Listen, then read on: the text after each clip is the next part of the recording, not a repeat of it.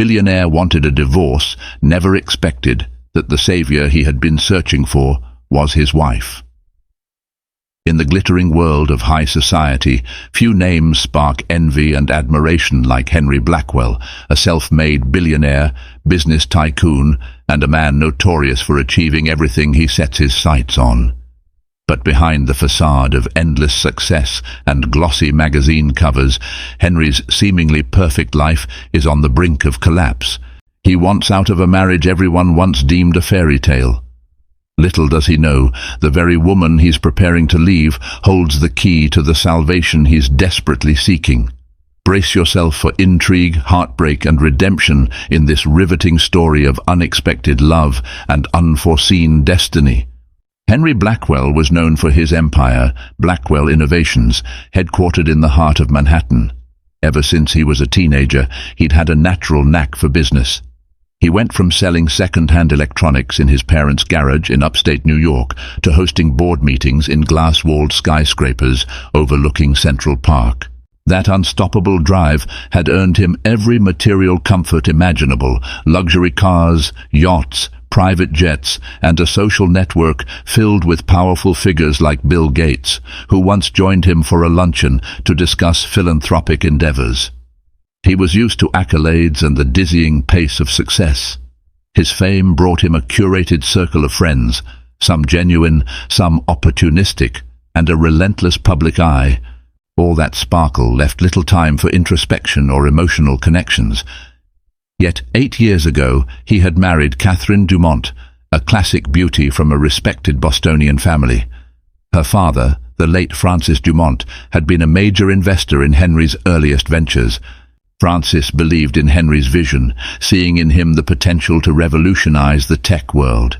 In return, Henry had repaid the investment 1,000-fold. Eventually, business dinners between the Blackwells and Dumonts morphed into quiet evenings where Henry and Catherine bonded over a shared love for literature and fine art. In public, Henry's marriage seemed perfect, two wealthy families merging, creating a powerful alliance. Reporters never passed up the opportunity to photograph them entering galas or stepping off private planes. There were countless charitable events where Catherine stood by Henry's side, her gentle demeanor the perfect complement to his unstoppable energy. The tabloids loved writing about them, using phrases like power couple and match made in billionaire heaven. But behind the polished front, something was off. Catherine's sweet, hopeful nature contrasted starkly with the ruthless pace of Henry's corporate life. Over time, Henry began seeing Catherine more as a decorative figure, someone who accompanied him on grand occasions, rather than a partner with opinions and ideas of her own. For her part, Catherine felt increasingly sidelined, unsure of her role in Henry's vast empire or in his personal life. Her intelligence and creativity went largely unnoticed in Henry's boardroom and in their home. Tension built gradually. At first it was small, Henry forgetting their anniversary because he was stuck in negotiations in Tokyo, or Catherine staying home to nurse a cold alone while Henry attended a dinner with foreign investors. Each time there'd be an apology, maybe a gift, but no real resolution. Catherine adapted to being the supportive spouse, hoping that eventually Henry would see her for who she truly was, someone with her own gifts and aspirations. The separation between them was never more visible than during the final months before Henry announced his desire for a divorce. He stopped seeking her opinion entirely. She, on the other hand, threw herself into philanthropic projects, particularly supporting women's education in underprivileged areas. She partnered with real institutions like the Malala Fund and local organizations in places like Detroit and the Bronx. If Henry ever asked about her work, it was merely polite interest, never a deep conversation. The last straw for Catherine was an argument over a charitable foundation she wanted to establish in her late father's name. Henry refused to back it, dismissing it as a non-viable business move in a phone call, even though it meant the world to her. In that moment, she realized how wide the chasm had grown between them, but Catherine still believed in some hidden part of Henry, the caring person she had seen glimpses of before. That was the man she had fallen in love with, the one who wrote heartfelt notes on her birthday and surprised her with small tokens of affection. However, Henry was convinced the marriage had no future. In his mind, they were too different. In a move that was as clinical as any business decision, he quietly arranged a meeting with his lawyers, determined to end their marriage with minimal fuss. He told no one except his oldest friend, Mark Hutchinson, who served as the CFO of Blackwell Innovations and had witnessed Henry's transformation from scrappy entrepreneur to relentless mogul. Mark voiced concern, suggesting Henry speak to Catherine more directly, but Henry insisted it was too late. Little did Henry know that the meticulously planned exit strategy would trigger a chain of events that would unravel everything he thought he knew about business, about love, and about his own wife. A brisk December wind whipped through midtown Manhattan the day Henry entered the law offices of Edward Saltz to finalize the drafting of his divorce papers. It was a stark contrast to the warmth of the plush, mahogany-paneled conference room where Henry met with Winston Saltz, the family lawyer who had long represented the Blackwells. Winston was an imposing figure in the legal world, known for being shrewd in high-stakes negotiations. He wore his trademark charcoal suit and offered Henry a confident handshake. "So," Winston began, flipping open a thick folder, "I take it you're sure about this decision?" Henry inhaled, glancing at the gilded, sweeping view of the city through the floor-to-ceiling windows. "Yes," he said, though his voice lacked the steely conviction he was known for in the business realm. "We've grown apart.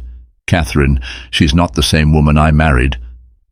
Winston nodded solemnly, but behind his calm facade was a flicker of concern. He'd handled numerous divorces, especially among the wealthy, and while many were amicable, some turned into PR and legal nightmares. "You understand, this might attract significant media attention." Henry waved away the concern. "I'm prepared for it. We'll keep it out of the spotlight as much as possible. Catherine and I can settle things swiftly." Winston laid out the steps. Given Henry's net worth and the intricacy of his businesses, a divorce settlement would be extensive. But Henry had always prided himself on organization.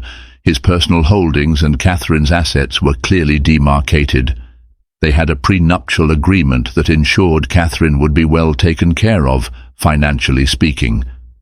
Winston assured him, "We'll do our best to contain this, but it's wise to prepare for some level of public scrutiny." The meeting ended with Henry instructing Winston to have the documents ready for his signature within a week. As he stepped out into the cold air, Henry felt empty. There was no wave of relief, no sense of freedom. Instead, a quiet sense of foreboding took root in his chest. Back at Blackwell Innovations, he headed straight to his private elevator, avoiding small talk. The entire 50th floor was his domain, glass-walled offices, a lavishly decorated lobby, and meeting rooms equipped with the latest tech. He retreated to his corner office, noticing a pile of mail on his desk. At the top of the stack sat an envelope with thick parchment. The handwriting looked suspiciously familiar. He tore it open to find an invitation. "Henry, I've taken the liberty of planning a small gathering at the Dumont estate next weekend. It's been a while since we had a family event in honor of my father's memory. Please let me know if you can make it. I'd appreciate your presence more than you know. Catherine." He read the words multiple times, the slight tremor in her usually steady handwriting catching his attention. The Dumont estate she referred to was her family's ancestral mansion in Boston. Scenes of elaborate holiday dinners and warm summer nights spent on the veranda filled his mind. They had once enjoyed hosting guests there, political figures, celebrities, close friends. Now, the memory felt like a relic from another life. Henry wasn't sure what to do. If he showed up, it would mean facing Catherine before delivering the legal bombshell of divorce papers. But ignoring the invitation would be cold, and Henry didn't want to sabotage the possibility of ending things amicably. He dialed Mark Hutchinson's extension. Mark picked up after a single ring.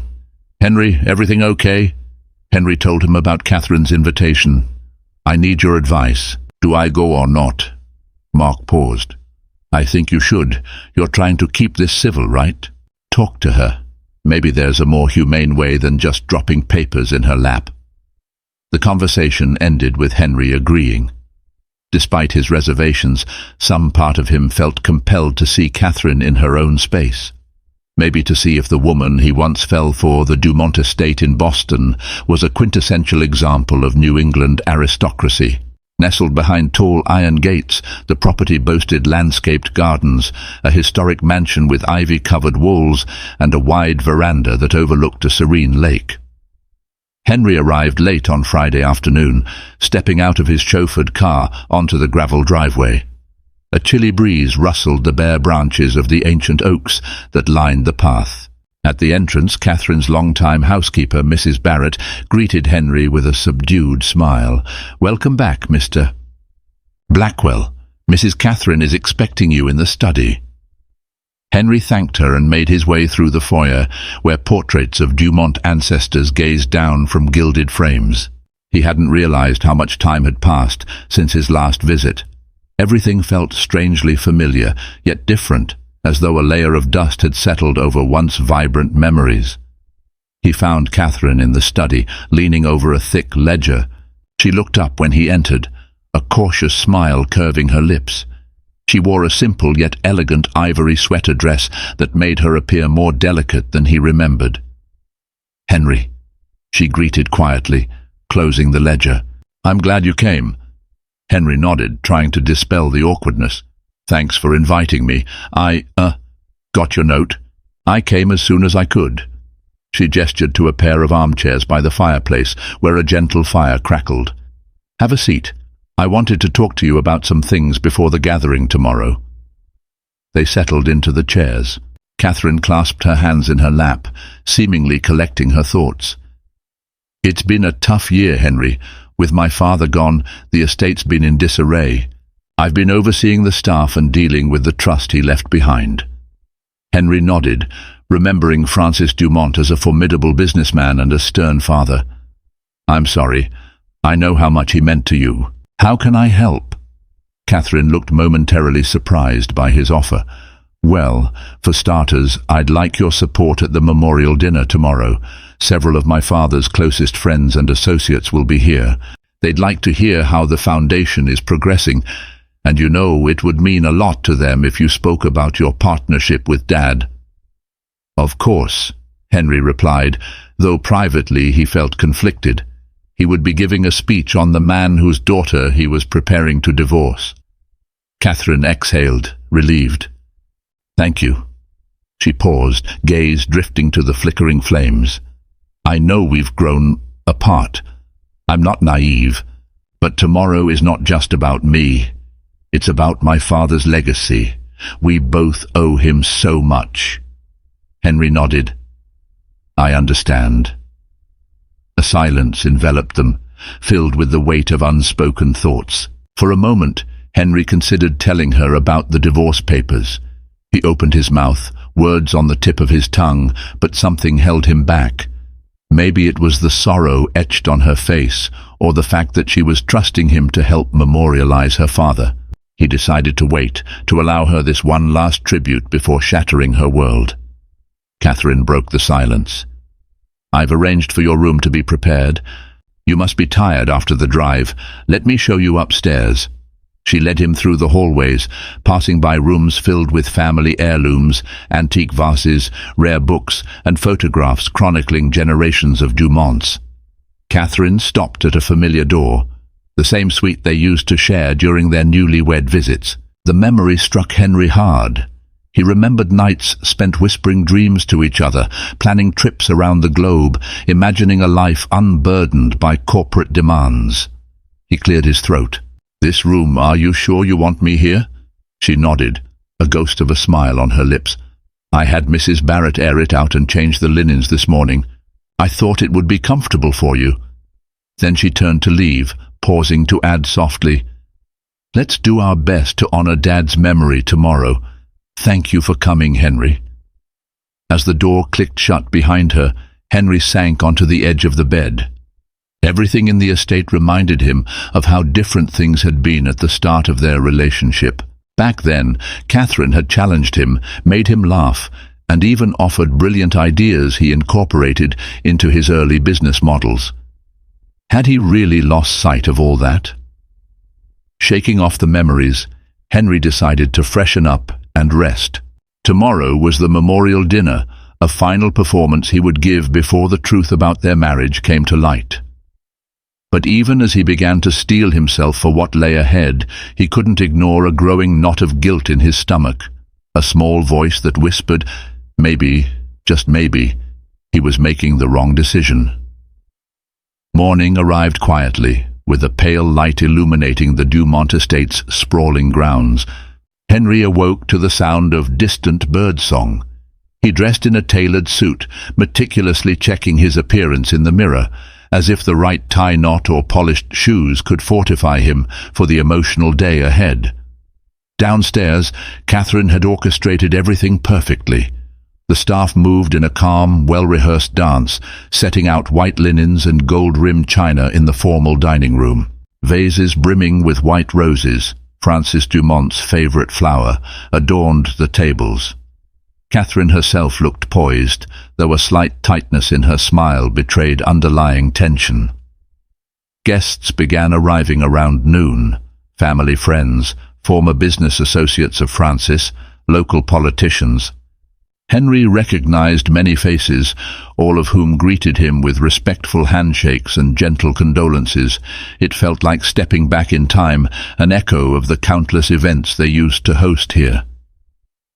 As the memorial commenced, Catherine stood at the head of the grand table, her voice steady yet emotional as she spoke of her father's legacy.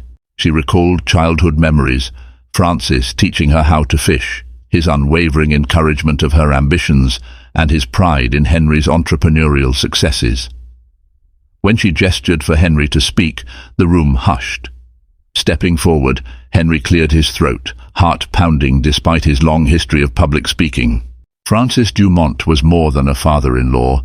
He was a mentor, an early believer in my visions. His guidance shaped not just my business, but my understanding of loyalty and trust. He taught me that a true partnership, whether in business or in marriage, requires respect and understanding. He paused, locking eyes with Catherine momentarily. We owe it to him to carry on his values.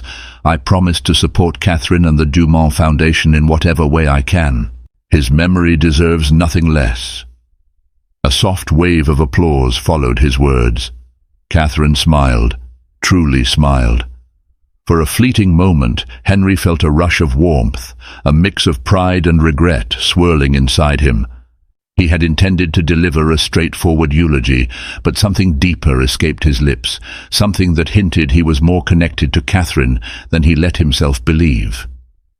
After the formal toasts, Henry found himself cornered by an elderly acquaintance, Mr. Robert Whitfield, a retired banker who had partnered with Francis decades ago.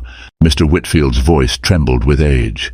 You know, Henry, Francis always told me you had a rare sense of commitment. He believed you'd make Catherine very happy. Henry forced a polite smile, guilt slicing through him. He was a good man.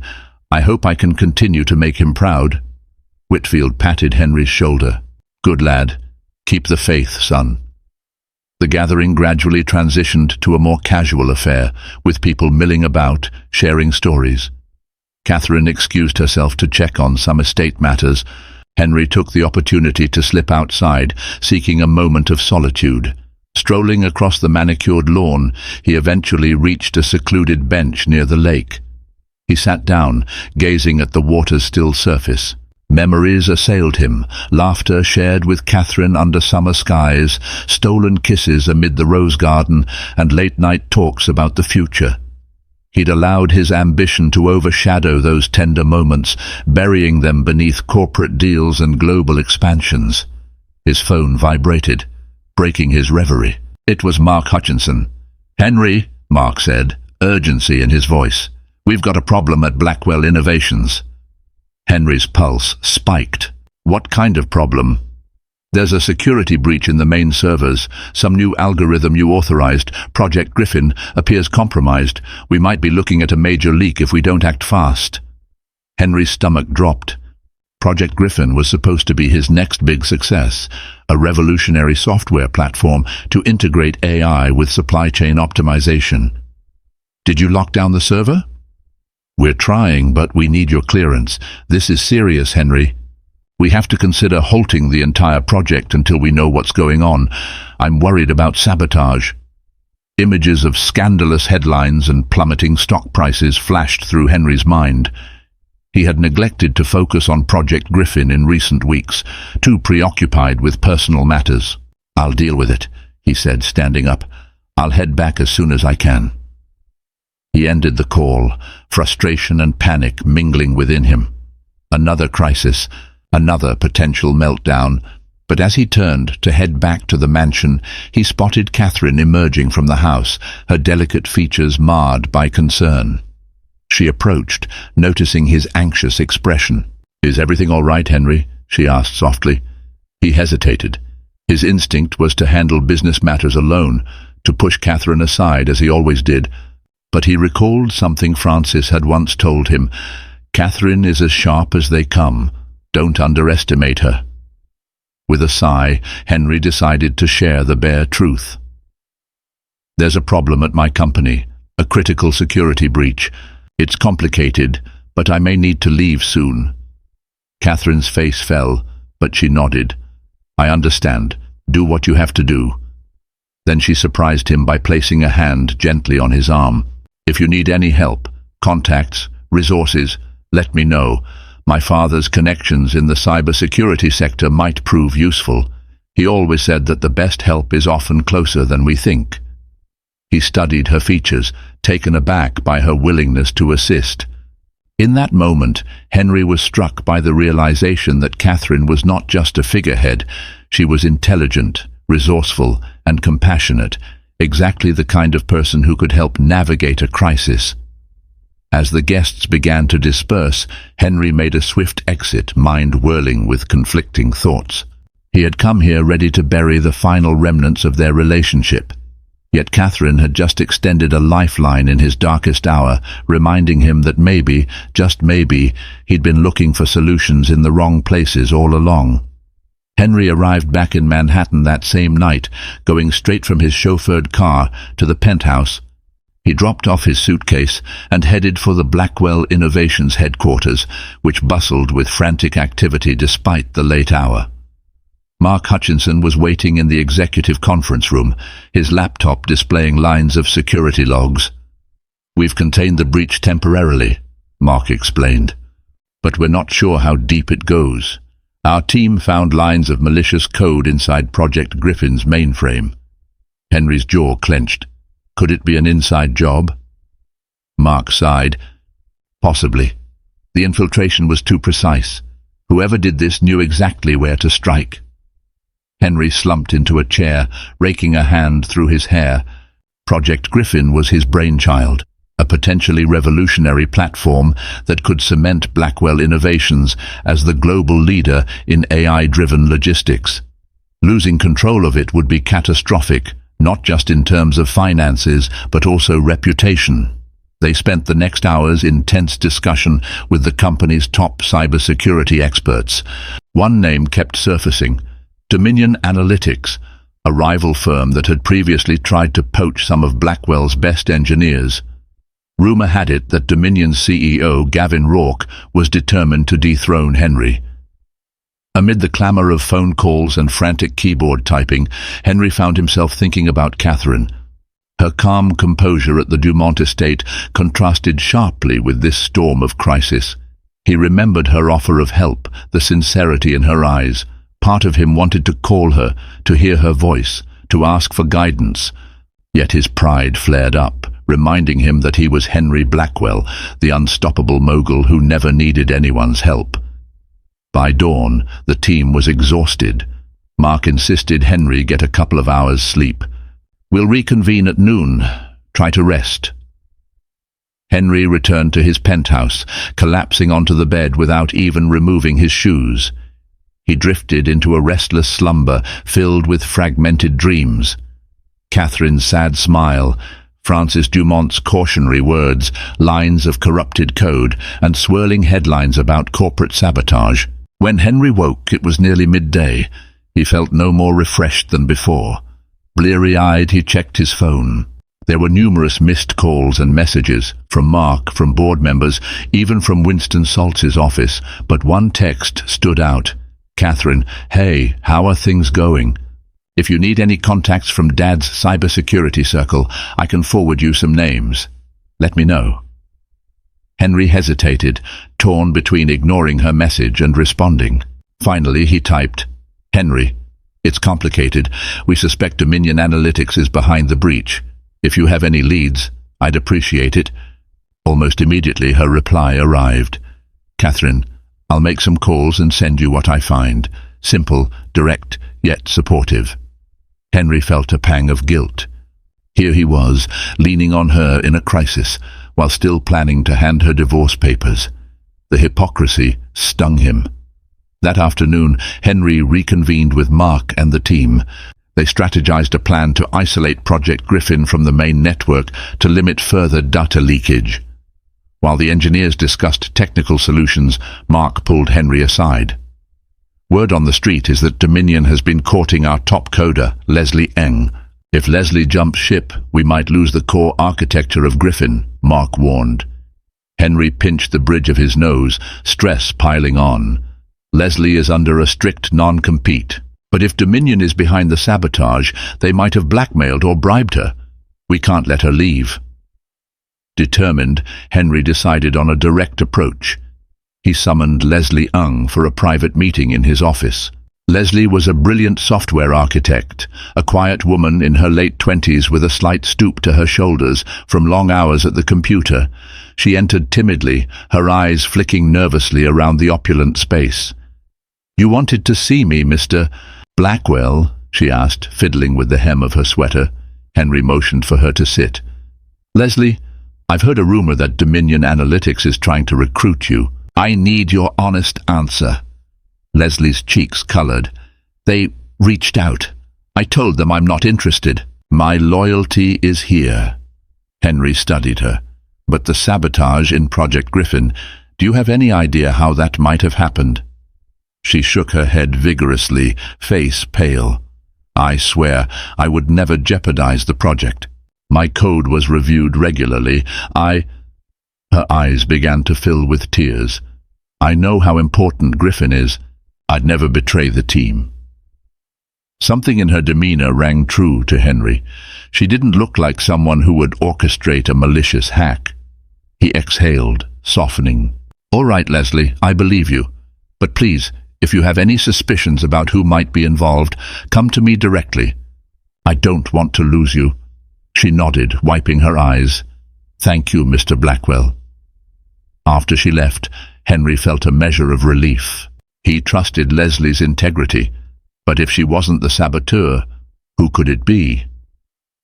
That evening, Catherine's promised leads arrived via email, a list of several top cybersecurity consultants that her father had once worked with. Henry recognized some of the names as highly regarded in the field, the kind of people who could dig deeper into the infiltration. He forwarded the details to Mark, attaching a note. "Let's bring one or two of these experts in ASAP." A few days ago, Henry wouldn't have admitted how badly he needed help. Now he found himself relying on Catherine's network, a testament to her father's wide reach and her own willingness to step up. Despite all the tension between them, Catherine was proving to be an ally. As midnight approached, Henry finally left the office. Outside, the city streets glowed with the pulse of neon signs and headlights cutting through the dark. He headed to his penthouse, stepping off the elevator to a silent hallway. Inside the apartment, he noticed a small bag by the door, Catherine's overnight bag. Confused, he walked into the living room to find Catherine herself, curled up on the sofa, engrossed in reading a thick file. She looked up when he entered, and their eyes locked in a silent exchange of surprise and relief. "Catherine," he began softly, setting down his briefcase. "You're here?" She set the file aside, the quiet confidence of her gaze meeting his. "I am.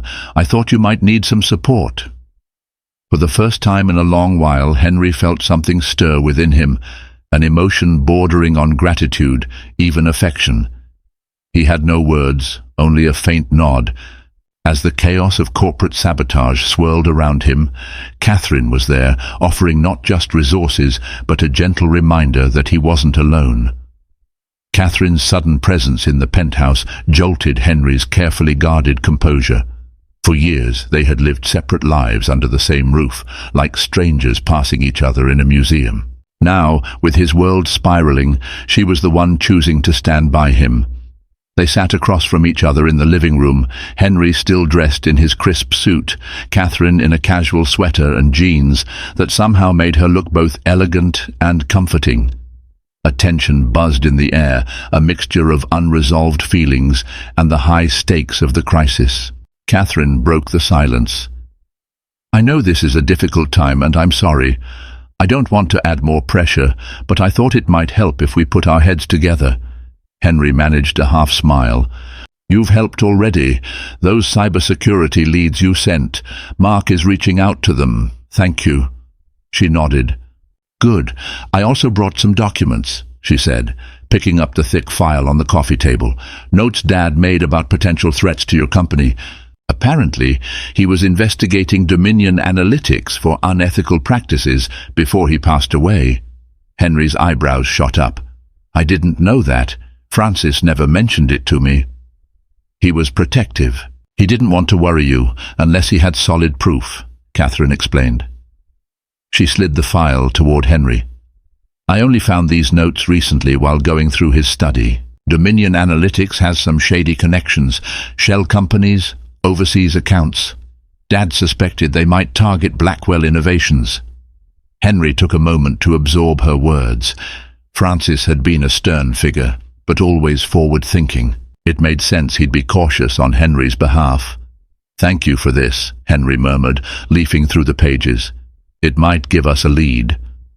Catherine leaned back, a thoughtful expression on her face. "Henry, if Dominion is as ruthless as Dad suspected, this could be bigger than a simple security breach. They could be trying to sink your company or take it over." He swallowed. "I won't let that happen." They fell into silence again. Henry found himself studying Catherine, her eyes, the set of her jaw, the quiet strength in her posture.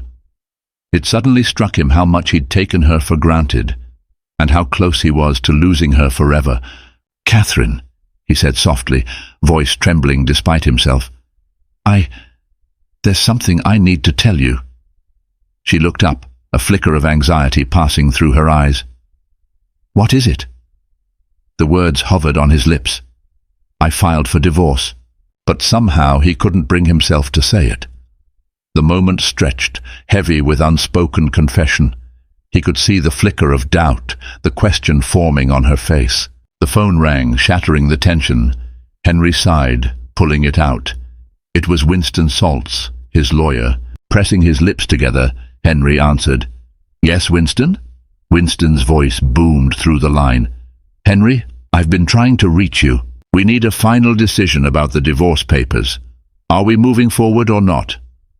Henry's heart pounded. I'll call you back," he said curtly, hanging up before Winston could protest. Catherine watched him, concern etched on her features. "Something wrong?" He raked a hand through his hair, frustration mounting. "It's nothing, just legal matters. Work. Everything's complicated right now." She nodded, but her gaze lingered, as if she sensed a deeper subtext. In an attempt to deflect, Henry reached for her hand. "You've been so supportive. I don't deserve it." Catherine softened, her eyes shining with unshed tears. "Henry, we're married. We may have our issues, but that doesn't mean I stop caring about you."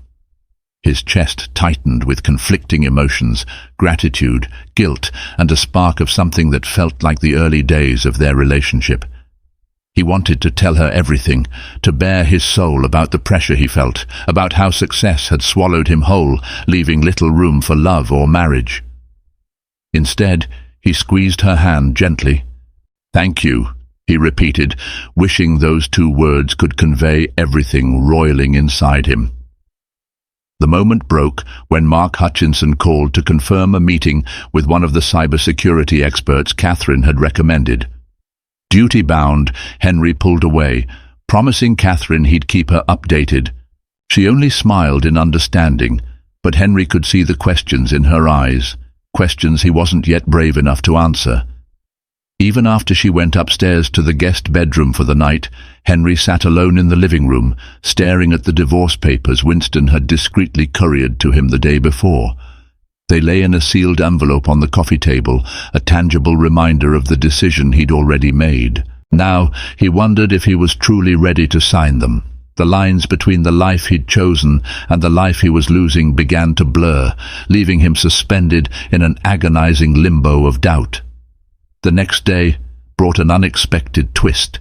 Henry and Mark, joined by cybersecurity expert Dr. Sylvia Moreno, a name from the contact list Catherine had provided, spent the morning analyzing Francis Dumont's notes and cross-referencing them with the newly discovered malicious code. Dr. Moreno was a formidable presence, an older woman with a keen intellect and an uncanny ability to spot patterns in data. "Based on what I see," Dr. Moreno said, tapping the screen of her laptop, "this infiltration uses a multi-stage Trojan. It's specifically designed to steal your proprietary algorithms from Project Griffin. The lines of code match ones previously linked to Dominion Analytics." Henry's jaw tightened. "So Gavin Rourke is behind this. We need hard evidence to take legal action." Dr. Moreno nodded. "I'm close to confirming it. But there's something else you should know. The infiltration was facilitated by someone with inside access, someone who used a high-level security clearance code. The logs show that code was used from within this building." A hush fell over the room. Mark rubbed his temples. "So it's definitely an inside job, but Leslie swore she wasn't involved." Dr. Moreno pulled up more data. The unauthorized access was done after hours. The user logs indicate someone with the ID prefix EX, which usually denotes an executive-level clearance. Henry felt a wave of nausea. Only a handful of people had that level of access. Himself, Mark, a few other top executives. "Can you pinpoint which specific ID was used?" Dr. Moreno shook her head. "The code was partially masked, likely by someone with knowledge of your security protocols. We can keep digging, but we'll need more time." Henry clenched his fists, frustration boiling. They were close to exposing Dominion Analytics, but it was far more insidious than he'd imagined. He also couldn't ignore the growing pang of dread. One of his trusted inner circle might be feeding the enemy. Just then, Mark's phone buzzed. He glanced at the screen and grimaced. "Henry, it's Winston Saltz. He says it's urgent." Henry's annoyance flared. The last thing he wanted was to juggle divorce details in the middle of a corporate crisis. "I'll take it in the hall," he muttered, striding out. Winston's voice erupted as soon as Henry answered. "Henry, I need confirmation. Are you signing the divorce papers or not? My office can't keep stalling Catherine's legal counsel indefinitely. They've started making inquiries." Henry leaned against the corridor wall, massaging his forehead. "Catherine's legal counsel? What are you talking about?" "She's reached out to her own representation, presumably for some matter related to her father's estate," Winston explained. "But it could easily cross over into the realm of marital assets. Henry, if you're going forward, we need to be ready." Henry's heart pounded. Catherine had her own counsel now. Did she sense what was coming? Or was this purely about the Dumont Foundation? He found himself hesitating, the memory of her compassion at the penthouse replaying in his mind. I'm not sure," he finally admitted. "Not sure?" Winston repeated, exasperated. "Henry, you called me weeks ago insisting you wanted this over quickly. What changed?" The question stabbed at Henry's conscience. What had changed? Everything. Catherine's unwavering support, her willingness to help in a crisis, the rediscovery of who she truly was, intelligent, caring, and courageous. His carefully laid plan felt suddenly flimsy. "I'll get back to you," he mumbled, ending the call. He returned to the conference room, where Dr. Moreno was still explaining the infiltration's complexities. Catherine, who had just arrived, stood by Mark, her brow furrowed in concentration. She caught Henry's gaze and offered a small, reassuring smile.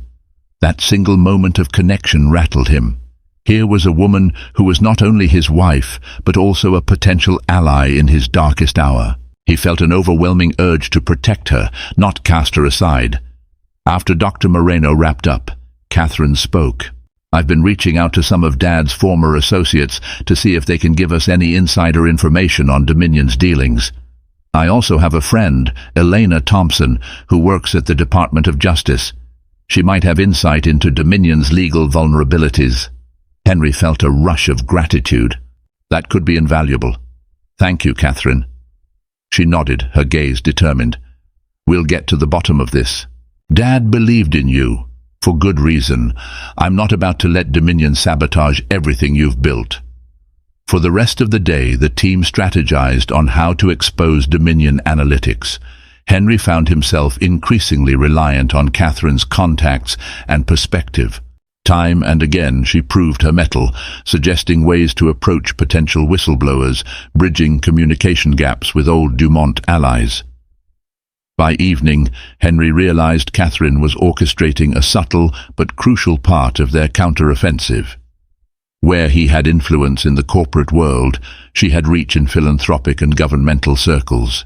Together, they formed a more complete network than he ever expected. Exhausted but cautiously optimistic, Henry called for a pause. "Let's pick this up tomorrow. We've got a clearer direction now. Everyone, get some rest." Catherine lingered as Mark and Dr. Moreno left. She gave Henry a thoughtful look. "I can stay here tonight if you want. We can keep working on leads." He swallowed, emotions swirling. "That'd be nice. Thank you." As they walked side by side toward his private elevator, Henry felt an unfamiliar warmth spreading through his chest. They had faced the day's battles as partners, not adversaries. The irony was not lost on him. The woman he planned to divorce was now the person he trusted most. Yet the guilt also intensified. If she found out about the divorce papers, how would she react? Could he even go through with it now? Questions plagued him, but one thing was certain. He was no longer sure that ending his marriage was the right path. Over the next week, Henry and Catherine's joint efforts began to bear fruit. Dr. Moreno, with Mark's guidance, managed to gather digital evidence tying the malicious code directly to Dominion Analytics' signature hacking techniques. Meanwhile, Catherine facilitated quiet meetings with key contacts, including Elena Thompson at the Department of Justice, who confirmed there were already suspicions about Dominion's aggressive corporate espionage. Amid this flurry of activity, Henry found an odd comfort in Catherine's presence. For the first time in years, they operated in tandem, debating strategies, sharing discoveries, and supporting each other when new obstacles arose. Their home life also shifted. Instead of cold silences, they now engaged in late-night brainstorming sessions over takeout, their conversation punctuated by the warmth of old memories and new insights. But as they drew closer to cornering Dominion Analytics, another question loomed. Who was the insider giving them access? Dr. Moreno's analysis had narrowed it down to 2 executive-level codes in use during the infiltration window, Henry's own ID and that of his CFO and oldest friend, Mark Hutchinson. Henry stared at the printed logs one night, anger and disbelief clawing at him. There must be some mistake. Mark was practically a brother to him. He had even discouraged Henry from rushing into a divorce, advising him to speak with Catherine directly. He confided in Catherine, pacing restlessly in the penthouse living room. "Mark can't be the saboteur," Henry insisted, voice tight. "We've known each other since college. He helped me build this company from the ground up. Why would he betray me now?" Catherine watched him, concern evident on her face. "Are you sure he's not in some kind of trouble? People do desperate things when cornered. Money problems, debts, personal entanglements." Henry shook his head. "He's wealthy in his own right, and I've never known him to be involved in anything illegal." Catherine sighed, placing a reassuring hand on Henry's arm. "We need to keep an open mind, Henry. The logs don't lie. Could it be that someone stole Mark's credentials? That possibility offered a glimmer of hope. Henry latched onto it. Yes, that must be it. Someone inside Dominion or an accomplice here must have gained access to Mark's code. Despite Henry's efforts to remain logical, suspicion gnawed at him. If not Mark, who else could have the knowledge to replicate an executive ID? Did Mark mention anything about compromised security or unusual events? A conversation from weeks ago flickered in Henry's memory. Mark complaining about a glitch in his keycard. Had it been a glitch or something more insidious? Driven by unease, Henry confronted Mark the next morning. He asked him directly about the suspect login times. Mark's face registered shock, then anger. "Henry, you think I did this? That I'd sell you out to Dominion?" Henry raised both hands in a placating gesture.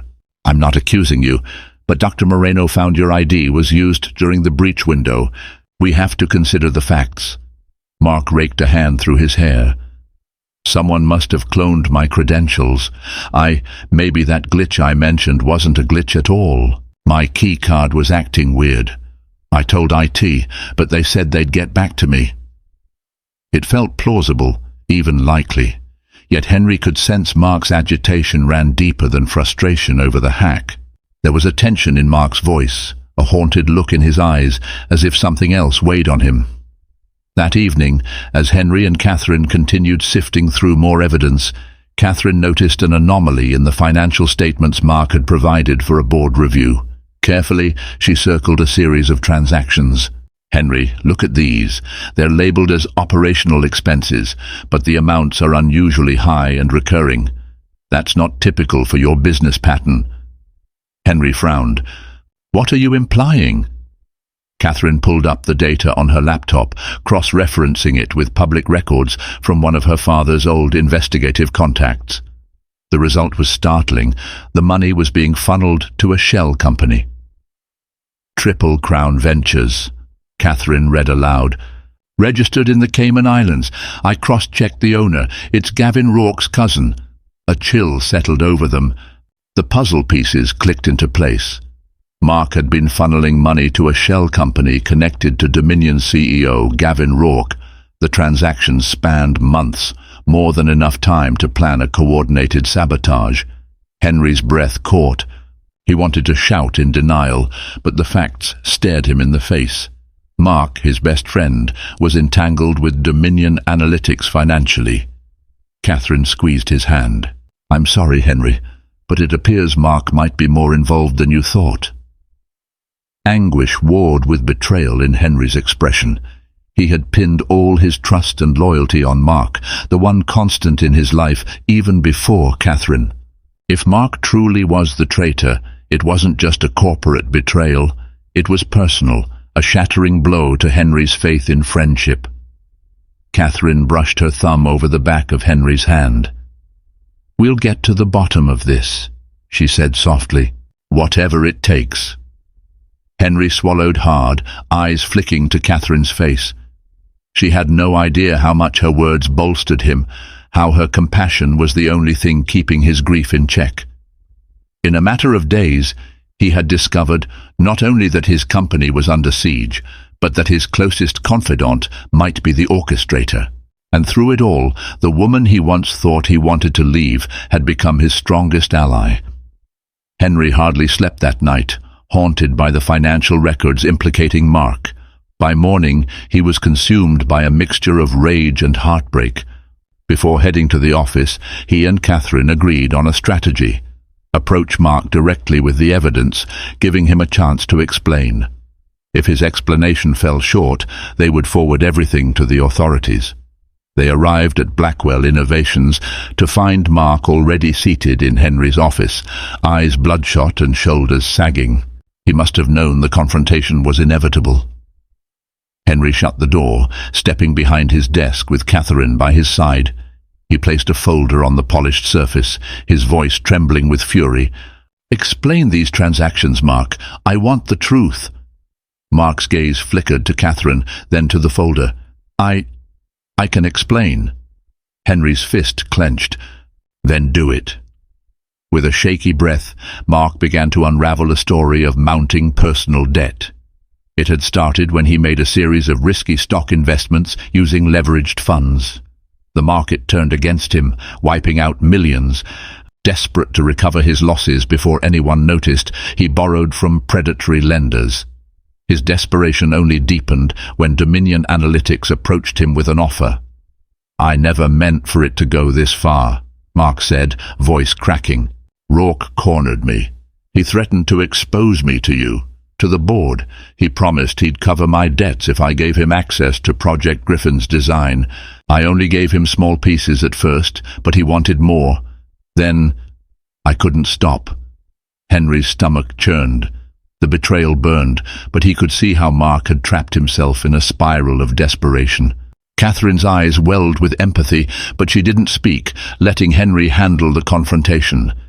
Henry exhaled sharply, struggling to keep his voice steady. "Why didn't you come to me? You're my friend. I would have helped." Mark bowed his head in shame. "I was too ashamed, and Rourke made it clear that if I tried to pull out, he'd ruin both of us. He started threatening you, Henry. I knew you'd never forgive me for betraying you." A tense silence filled the room, each person wrestling with the emotional weight of Mark's confession. Henry stared at the man he'd once considered a brother, torn between fury and heartbreak. At length, Catherine broke the silence. "We have enough evidence to press charges. Gavin Rourke won't get away with this." Henry nodded, swallowing hard. "Mark, we can't sweep this under the rug. You understand that, right?" Tears slipped down Mark's face. "Yes, I know. I'll accept whatever legal consequences come my way, but please, let me help you bring Rourke down. There's more information I can share, documents, emails. I kept them in case Rourke turned on me." Henry's breathing hitched. He fought the urge to hurl accusations, to demand Mark's immediate resignation and walk away. But he needed every shred of evidence to protect Blackwell Innovations and salvage Project Griffin. "Fine," Henry said, voice raw. "Gather everything, then we're taking it to the authorities. You'll have to testify." Mark nodded, relief and dread mixing on his features. "I'll do it. For what it's worth, Henry, I'm sorry. I never wanted to hurt you." After Mark left, the weight of the confrontation pressed heavily on Henry. He sank into his chair, burying his face in his hands. Catherine went around the desk and knelt beside him, her voice gentle. "Henry, are you all right?" He looked up, eyes red. "I don't know. Everything I believed in, my best friend, my company, it's all threatened. And then there's us." Catherine's hand was warm on his shoulder. "We'll figure it out. One step at a time. You're not alone." Those words undid him. The guilt of hiding the impending divorce papers erupted, and Henry could no longer contain his secret. "Catherine, I have to tell you something," he said, voice shaking. "I plan to divorce you. I met with Winston, had the papers drafted. They're in my briefcase right now." A stunned silence filled the room. Catherine's hand slipped from his shoulder as she processed the confession. Her face went pale, tears pooling in her eyes. "You wanted a divorce?" Henry nodded, unable to look her in the eye. I thought we had grown too far apart. I was blinded by my ambitions, my pride. I'm sorry." Catherine stood abruptly, turning away to hide her trembling lips. "After everything we've been through, the foundation, my father's memorial, you never said a word." Henry rose too, raw desperation in his voice. "I know, I'm a coward, but these past days have shown me how wrong I was. You've been my rock, Catherine. I was so focused on success and controlling everything that I didn't see what I was losing. Please, can we talk about this?" She turned back, tears trailing down her cheeks. "Henry, you blindsided me. Right now I'm not sure what to feel." The office door remained closed, the world outside oblivious to the upheaval inside. Catherine's anguish and Henry's remorse filled the space, thickening the air. Eventually Catherine drew in a shaky breath. "We have bigger things to handle first. Dominion, The charges, saving your company. After that, we'll see." Henry nodded, a hollow ache in his chest. He wanted to comfort her, to hold her, but he sensed that might be too much, too soon. The trust he had inadvertently regained was shattered again in an instant. As Catherine left the office to gather her emotions, Henry stared at the unopened divorce papers in his briefcase, a sickening sense of irony washing over him. He had once believed severing ties with Catherine would be clean, easy, just another business transaction. Now he realized that love and betrayal ran far deeper than any contract, leaving scars and echoes that might never fully heal. In the days that followed, Henry and Catherine pushed aside their personal turmoil to coordinate the takedown of Dominion Analytics. Mark, fueled by remorse, compiled every incriminating document he had, including emails confirming Gavin Rourke's role in the sabotage. Dr. Moreno and Elena Thompson assisted in organizing a legal offensive that would expose Dominion's corporate espionage. When the case finally went public, the media erupted in a frenzy of headlines. Billion-dollar betrayal at Blackwell Innovations. CFO admits to leaking company secrets. Mark resigned from his position, gave a public apology to Henry, and prepared for inevitable legal consequences. Gavin Rourke, cornered by a mountain of evidence, was indicted on multiple counts of fraud, conspiracy, and industrial espionage. Meanwhile, Henry personally addressed his shareholders, explaining how Dominion's infiltration was uncovered, apologizing for the oversight. To everyone's surprise, Catherine stood beside him at the press conference. She introduced herself not just as Henry's wife, but as the interim head of a new ethical oversight committee within Blackwell Innovations. While the board had initially balked at the idea, Henry insisted Catherine's involvement was critical. She had proven her worth and loyalty in dismantling Dominion's plot, and her philanthropic background brought a fresh perspective to the corporate world. Despite the outward triumph, Henry and Catherine's marriage hung in a delicate balance. In the aftermath of the press conference, they retreated to the Dumont estate for some much-needed privacy. The house felt empty without the staff and regular events. Snow blanketed the lawn, giving the place a hushed serenity. One evening, while a gentle snowfall cascaded outside, Henry found Catherine in the estate's library. She sat curled up on an old leather armchair, a blanket around her shoulders, gazing at a crackling fireplace. He approached quietly, stopping a few steps away. "Mind if I sit?" he asked softly. She motioned to the chair opposite hers. "Sure." For a moment, neither spoke, the fireplace providing a warm, flickering light. At length, Henry cleared his throat. "First, I want to thank you for everything. You saved my company, my reputation. I can't even begin to repay you." Catherine's gaze remained on the flames. "I didn't do it for a reward, Henry. I did it because it was the right thing to do." He nodded, absorbing her words. He still recalled the day he first fell for her. Her unwavering sense of justice and compassion had captivated him. Over the years, he had become so enmeshed in business deals and expansions that he'd lost sight of who Catherine really was. Henry pulled out a folded document from his suit pocket, the divorce papers. Wordlessly, he tossed them into the fire. The parchment caught flame, the edges curling as it burned into embers. Catherine's eyes widened, realization dawning. "Henry, I was wrong," he said, voice unsteady. "I let my ambition blind me. I shut you out, treated you like you were just part of a corporate image.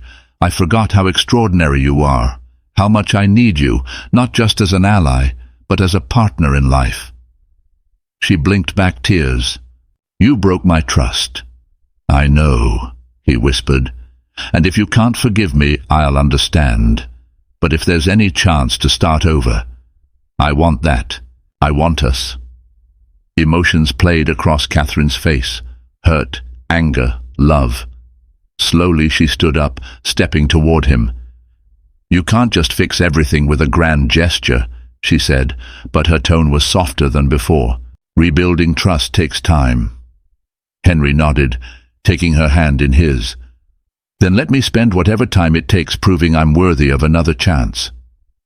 For a heartbeat she hesitated. Then her fingers tightened around his. We'll have to be honest with each other. No more secrets, no more letting our ambitions tear us apart. He brushed the back of her hand with his thumb. Deal. They stood in the warm glow of the fire, the remnants of divorce papers smouldering in the hearth, a symbolic release of old wounds and misguided decisions. Outside, the snow continued to drift down, blanketing the Dumont estate in peaceful silence. Inside, Henry and Catherine shared a gentle embrace, choosing a path forward that would be neither simple nor guaranteed.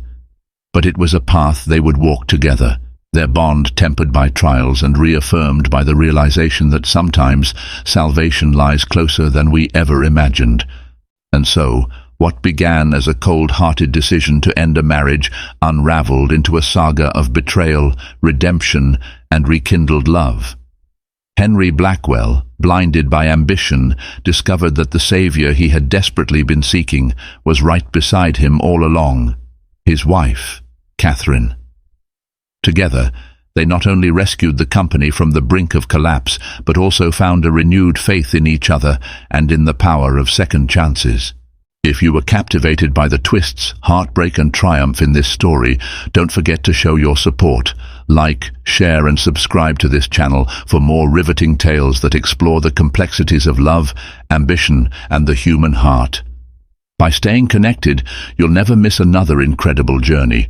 One where, just like Henry and Catherine, we learn that hope can emerge even from the darkest corners of our lives.